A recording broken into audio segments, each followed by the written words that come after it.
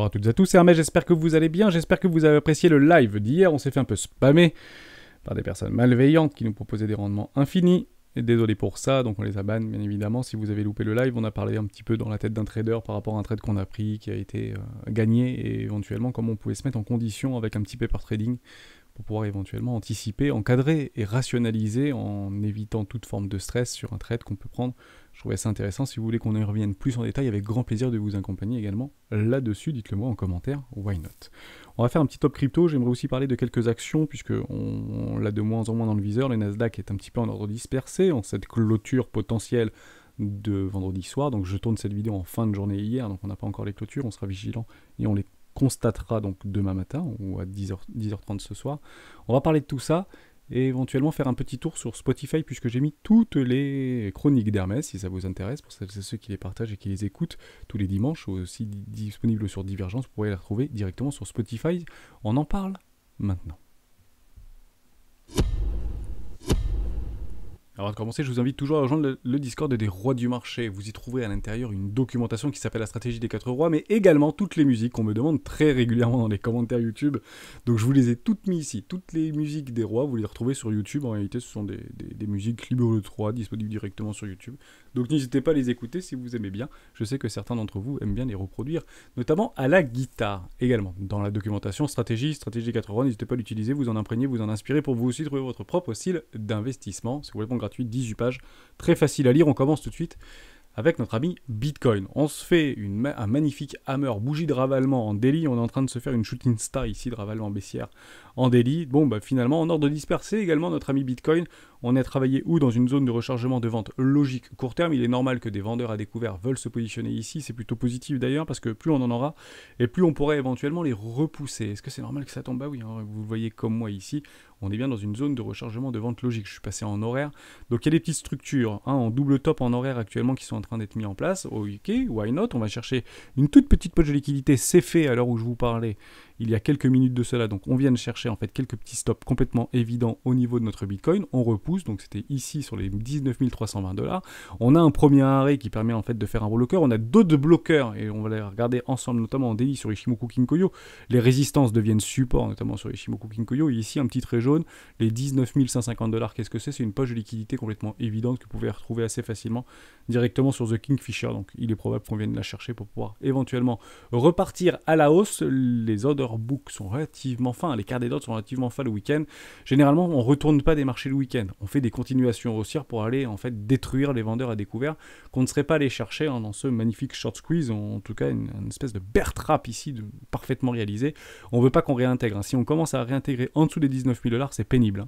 Parce qu'on reviendrait chercher toutes les personnes qui sont piégées, ou tous les vendeurs à découvert qui sont piégés, on leur donne la possibilité de sortir à break-even. L'objectif, c'est de les faire souffrir. Ne nous y trompons pas, on fait suffisamment souffrir les boules. Si c'est pas pour faire, entre guillemets, souffrir les bears, c'est un peu dommage. Donc l'objectif, c'est vraiment de faire de la continuation ancienne, de les faire, entre guillemets, vraiment les rincer, les épuiser pour continuer en l'air. C'est le but du jeu. Donc si vous êtes bear en short actuellement et coincé dans un short, le but c'est de vous faire souffrir, et c'est la même chose pour les boules ici, même pire que de vous faire souffrir, plutôt de vous faire sortir et même vous faire capituler, de vous faire vendre dans la perte, ce qui a parfaitement été réalisé, notamment sur ces mouvements de volatilité encore avant-hier lors du CPI. Voilà pour ça, pas plus de choses à dire au niveau de notre ami Bitcoin. Si on passe juste là, je ne vais pas les voir, mais on peut regarder au niveau du RSI. C'est sympa parce qu'il y avait beaucoup de choses. Alors, voilà, moi je vois une chose que personne vous voyez moins, mais c'est pas très très grave.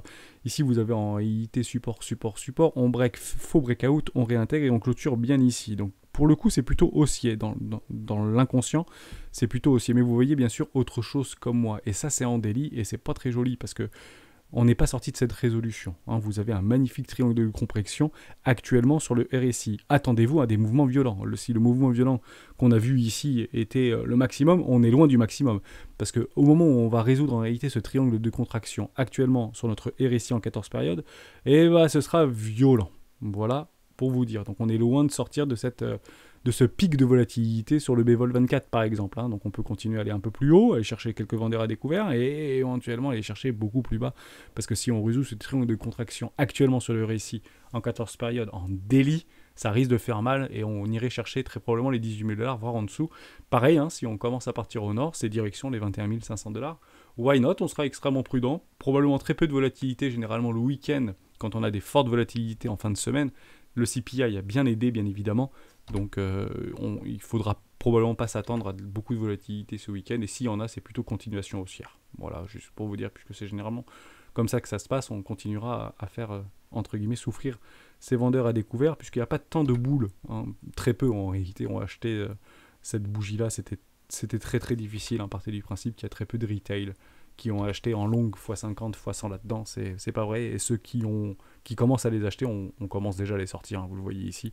Si on met un stop ici, boum, parti, on met les stops ici, boum, parti, et puis après vous le mettez où votre stop? Ouais, super. Non, c'est plus des leviers x100 si vous voulez, hein. C'est des leviers un peu plus importants, comme vous pouvez bien sûr l'imaginer. Donc premier arrêt, éventuellement repousser ce premier arrêt, ce serait un premier objectif, et aller chercher bien sûr le précédent top, et venir travailler au-dessus des 20 000 $, ce serait plutôt intéressant pour le court terme. Ça c'était super important. Je vous montre juste 2 bloqueurs au niveau du Bitcoin, on va y revenir ici, on va retrouver ma petite charte, boum, boum, ici, daily, tac. J'avais fait quelques gribouillis, donc on va pas venir ici. Toc, voilà, ça sera très bien. Bingo. Donc double bloqueur, juste là, un Tenkan Kinjun en DI. Donc, tout ce qui est résistance précédente, font des supports. On a bien clôturé la bougie avec un magnifique avenir. Ici, c'est juste magnifique. C'est dommage, cette bougie-là. J'espère qu'on va repousser un petit peu avant les clôtures de cette journée. On verra bien, on sera vigilant. Mais ça fait office maintenant de support, bien évidemment, Tenkan Kinjun.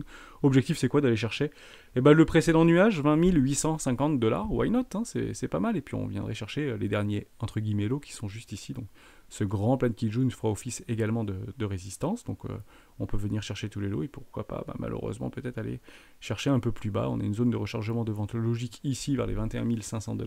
C'est clairement mon objectif. Ça fait plusieurs jours qu'on en parle. Donc on est venu d'abord chercher les acheteurs. J'aimerais qu'on vienne chercher potentiellement les vendeurs. Et si vendeurs il y a encore, est-ce qu'ils vont se montrer? Et la vraie question à se poser, c'est s'ils se montrent, est-ce que ça va shorter à masse? Donc les gens ne longuent plus ce marché. Ils ont longue ici, donc les grosses baleines, partez du principe qu'elles ont pris des longues énormes ici, il n'y a pas de problème avec ça, et pas que des longues, hein, aussi du spot. Derrière, c'est est-ce que ici on va vraiment shorter? Si on y va, bien évidemment, est-ce qu'on shorte massivement ou pas? Le gros point d'interrogation, ce serait vraiment intéressant, mais je ne serais pas surpris d'avoir une bougie comme ça, hein. Pour être tout à fait honnête avec vous, j'en serais pas du tout surpris. Voilà pour ça. Donc on sera extrêmement vigilant, peut-être début de semaine prochaine, courant semaine prochaine. Il ne se passera rien jusqu'au 24 octobre. Le CPE score, c'est à partir du 24 octobre qu'on a des échéances, entre guillemets, par rapport aux États-Unis. D'ici là, on peut faire notre petit rallye tranquillement, hein, dans le déni, sans aucun problème. Donc on continue à mettre des shorts sur des shorts. Comment ça se passe? Pourquoi ça baisse pas? C'est bizarre cette histoire. Où sont mes 18 000 $? Il y a une énorme poche de liquidité.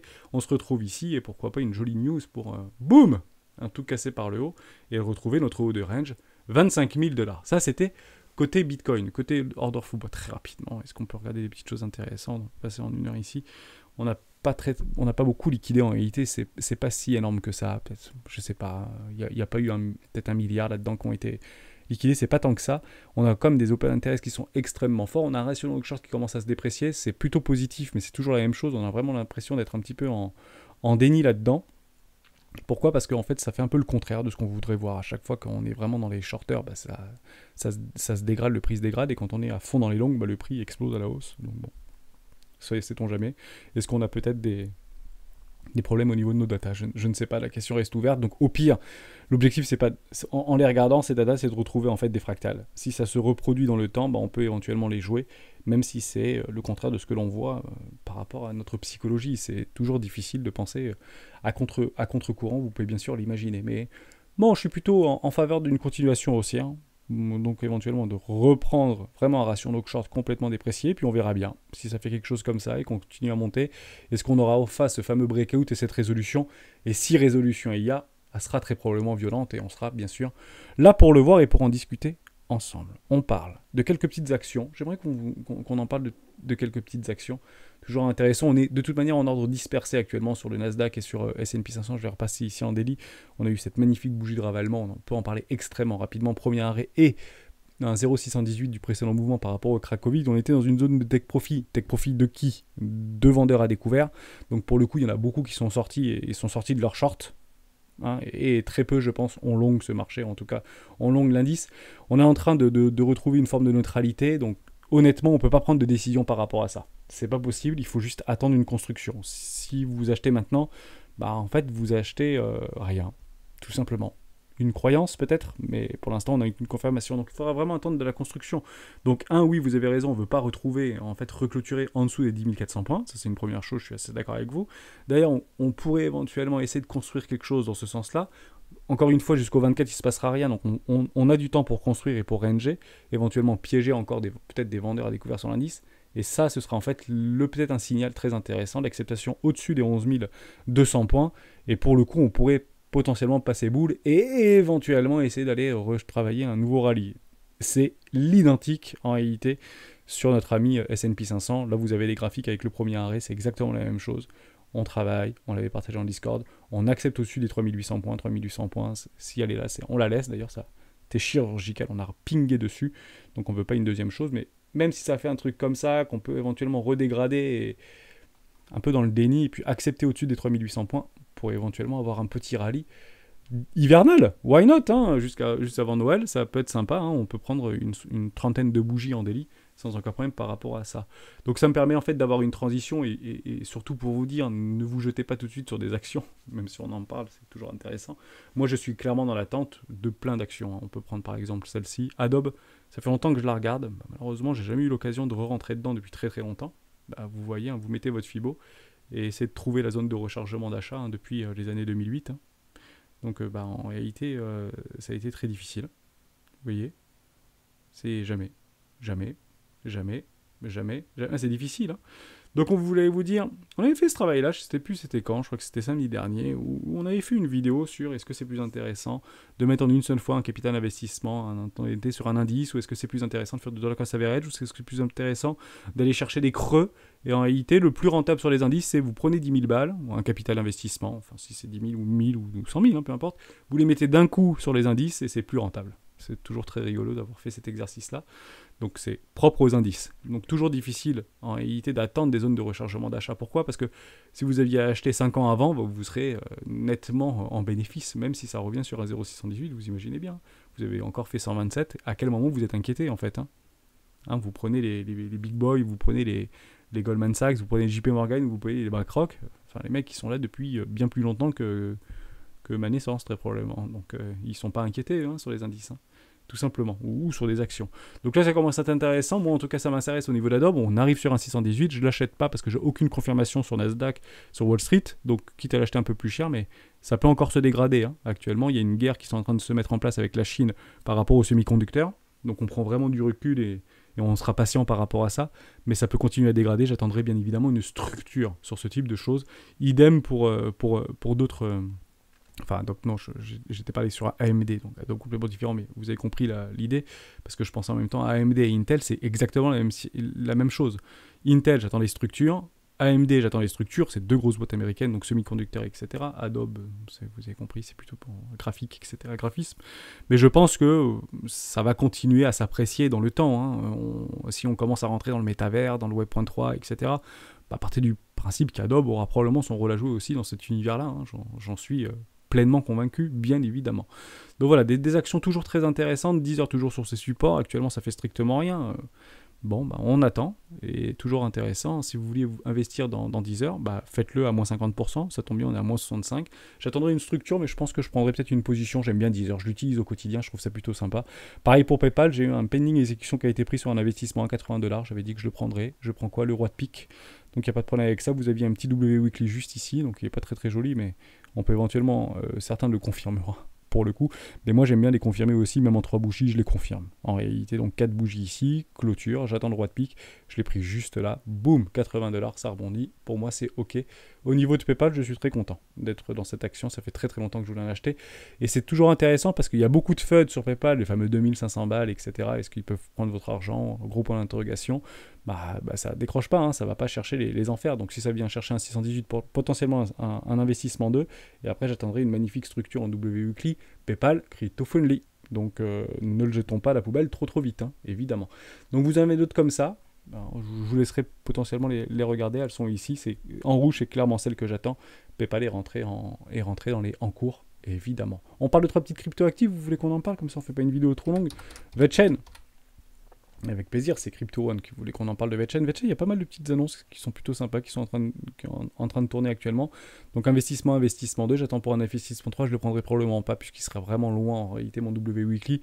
Donc je suis pas contre ce type de choses en réalité, hein. Vous avez le narratif d'Hermès, on prend les W Weekly, on pousse en réalité et éventuellement on pourrait retracer hein, avant l'halving 2024. Donc soyez très vigilants par rapport à ça.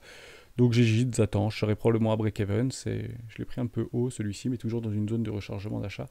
Mais ça peut partir extrêmement fort. Alors, enfin, pour le coup, j'aurais dû le dézoomer un peu plus. Donc on fait le truc, on fait le magnifique rallye, plutôt comme ça. Et puis derrière, on vient chercher 2024. Vous voyez ce que je veux dire? Post-halving, hein, enfin pré-halving.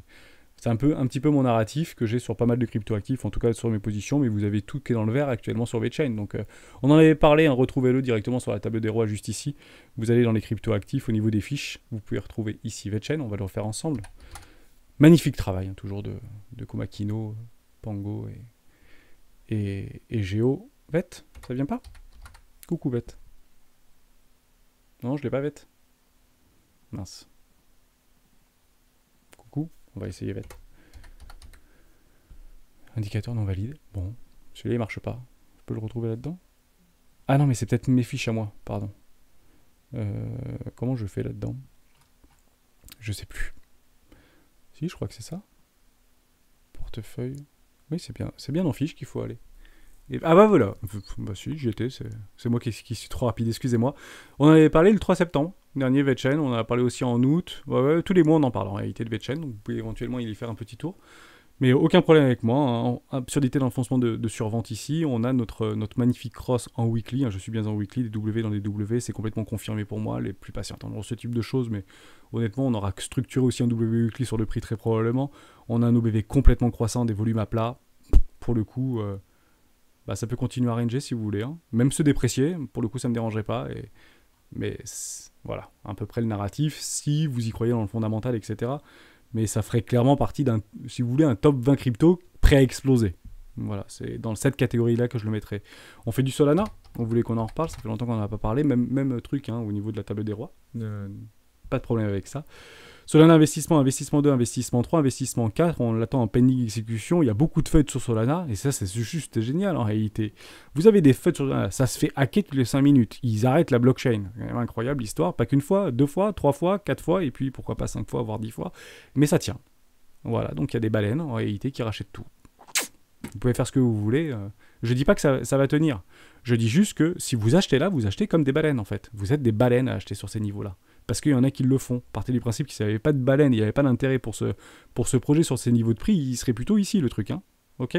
Donc moi j'attends plutôt ici. Vous voyez, j'ai un pending exécution, je ne l'ai pas en fait en market, hein. Je ne l'ai pas en limite. J'attends que ça sonne, parce qu'en fait j'attendrai vraiment une structure pour l'investissement 4 au niveau de Solana, parce que ça peut vraiment se dégrader. Mais j'y crois en cette crypto, je pense qu'elle sera encore là dans 3, 4 ans, 5 ans. Peut-être comme XRP, elle aura peut-être pas fait grand-chose, mais je le mets pas à la poubelle, hein. De toute manière, il n'y a aucun problème avec ça. Je serai extrêmement patient, j'aime beaucoup cette crypto. DeFi, pas de problème. Attendons, blockchain sympa, Solana. En tout cas, ça a fait beaucoup d'heureux. Et aujourd'hui, les heureux, ils sont déprimés. Donc c'est plutôt positif. Est-ce qu'il va falloir avoir un coup de grâce supplémentaire ou pas pour aller chercher les derniers warriors? Il faudrait vraiment une news, un petit peu comme GLD. Vous vous rappelez qu'on avait parlé de GLD sur ces niveaux de prix ici. Il faut la news fondamentale pour aller tout dégommer. Je la prendrai cette news fondamentale, on en reparle de GLD, mais c'est exactement la même chose. Je l'ai pris l'investissement, voilà. Investissement 3 là-dessus. On attendait cette fameuse news fondamentale. Je sais que M. Luca, etc., vous êtes beaucoup à l'avoir shorté cette news-là, vous avez raison, pour le coup. Il fallait aussi prendre des profits. Et je crois qu'on était là sur les... non, c'était pas ici. C'était sur les $60, je crois. Je sais plus où est-ce qu'on était. Bon bref, on n'était pas très très loin de là-dedans, et on a vite pris des profits pour le coup. Et beaucoup l'avaient shorté parce que c'était... oui, c'était le hack de Maillard. Oui, c'est ça. Donc je dis, si vous êtes trop exposé dans EGLD, prenez un short de couverture.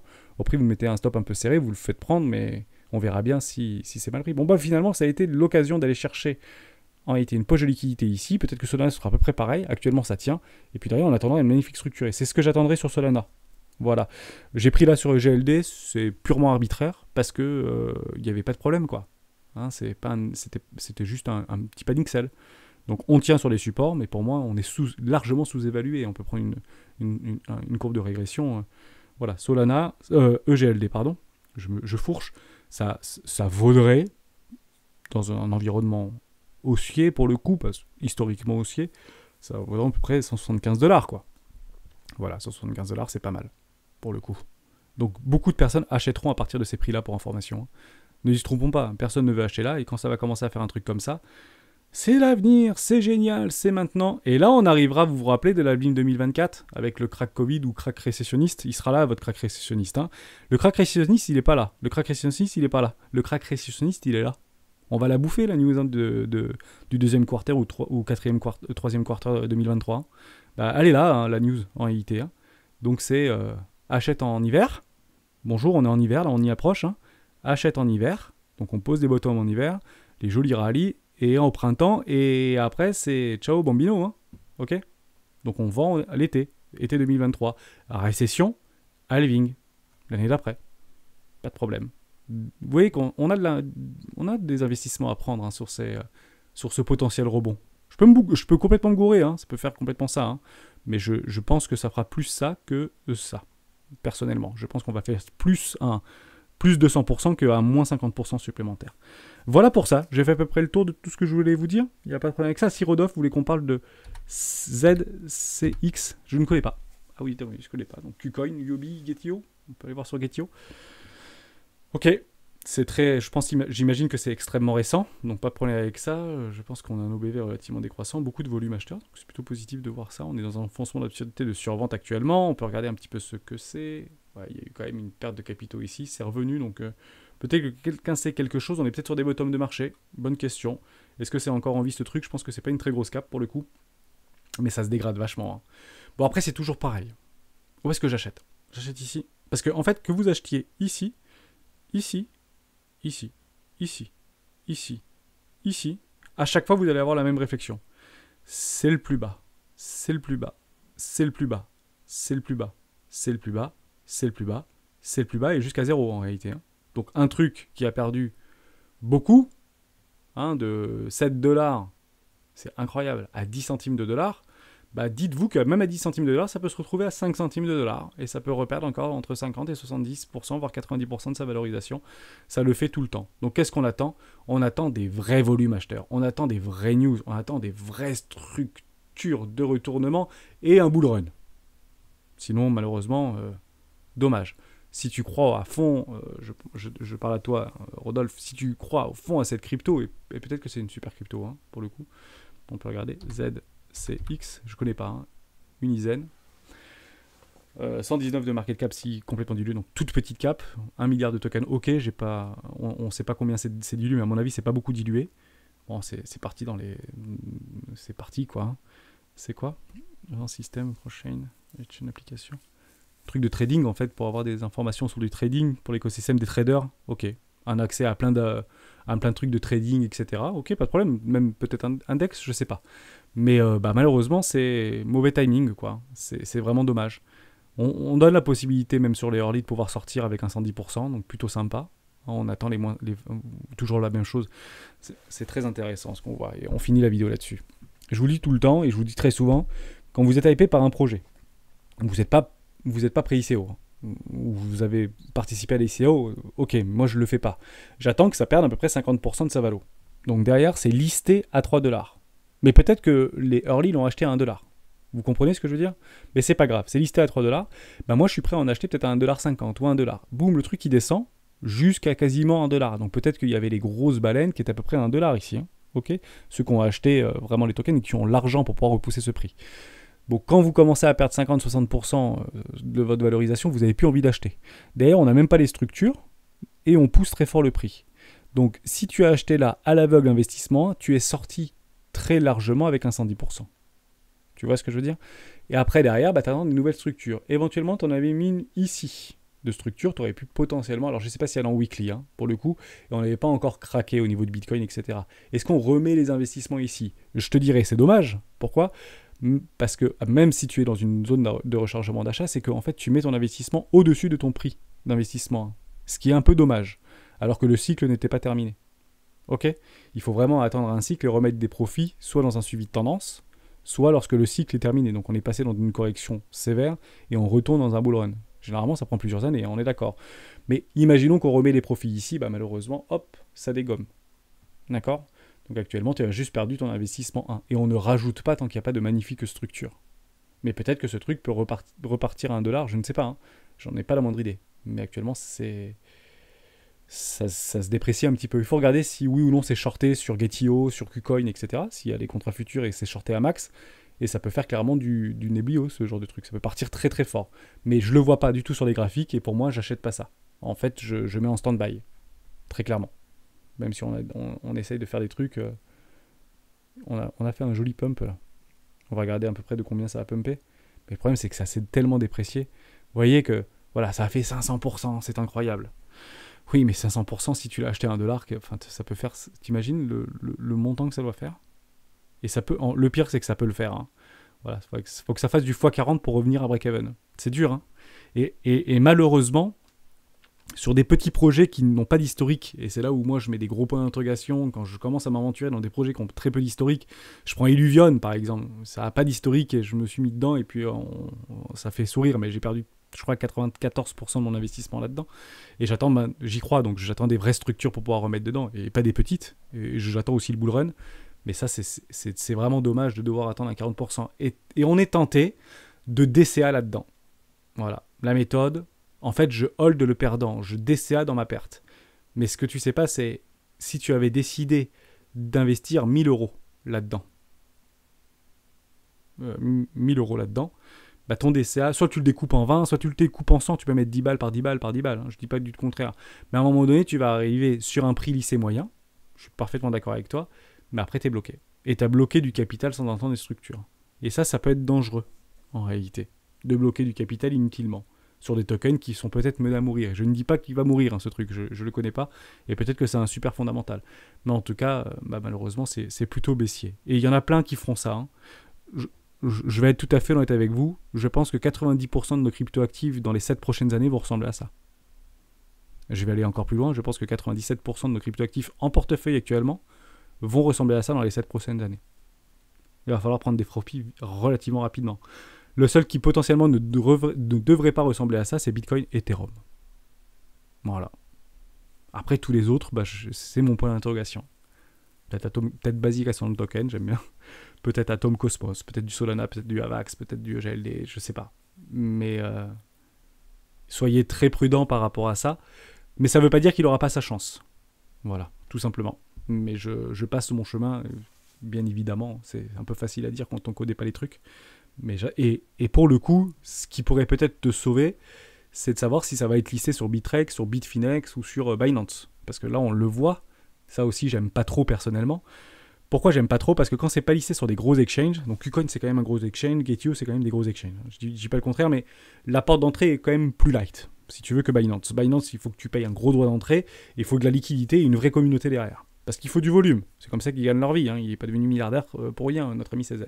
Donc il faut vraiment du volume. Et ça peut être éventuellement un salut supplémentaire pour envoyer très très fort de la liquidité sur un token qui peut-être n'a finalement pas livré ce qu'elle devait livrer et elle a peut-être pris du retard dans ses développements. Mais le jour où c'est... et si c'est, entre guillemets, listé sur Binance, ça pourrait peut-être faire des pumps sans précédent, surtout si on retourne dans un bull run, comme tu peux bien sûr l'imaginer. Voilà pour ça. J'espère que ça vous a plu au niveau de cette vidéo. On reste là-dessus. Demain, vous retrouverez un nouvel épisode au niveau des chroniques d'Hermès. Et je vous le redis, je vous le donne ici. On retrouve en fait toutes les chroniques d'Hermès. J'ai mis tous les épisodes sur Spotify. Vous me l'aviez demandé. Rappelez-vous, on avait fait un petit sondage sur le Discord. Donc merci d'avoir répondu à ce sondage. On a tout mis sur Spotify. Vous pouvez les retrouver. Plutôt facile à partager pour vos proches, éventuellement pour vulgariser les cryptoactifs, NFT, tout ce qui est technologie blockchain, etc. Donc merci à vous. Merci d'écouter ça au quotidien. Et merci de m'écouter au quotidien. Je vous souhaite un excellent week-end. On se retrouve demain dans un prochain chronique d'Hermès. Et on se retrouve lundi également pour une vidéo d'actualité. Ciao.